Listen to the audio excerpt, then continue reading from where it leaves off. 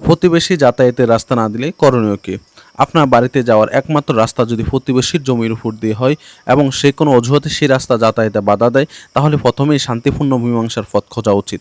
এই পরিস্থিতিতে প্রথম পদক্ষেপ হিসেবে স্থানীয় গণ্যমান্য ব্যক্তি যেমন এলাকার মুরব্বী, ইউপি চেয়ারম্যান বা মেম্বারদের নিয়ে আলোচনার মাধ্যমে সমাধান পৌঁছানোর চেষ্টা করা।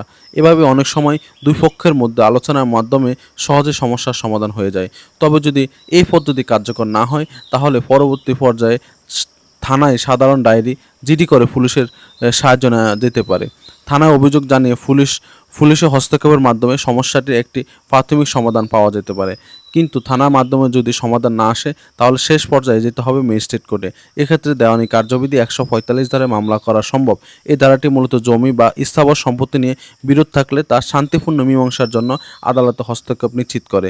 এই আইন অনুযায়ী যদি আপনার সেই রাস্তায় দীর্ঘদিন ধরে ব্যবহার হয়ে থাকে, তাহলে আপনি এই রাস্তা ব্যবহার অধিকার রাখেন এবং আদালতেও আপনি সেই অধিকার প্রতিষ্ঠা করতে পারবেন। ধন্যবাদ।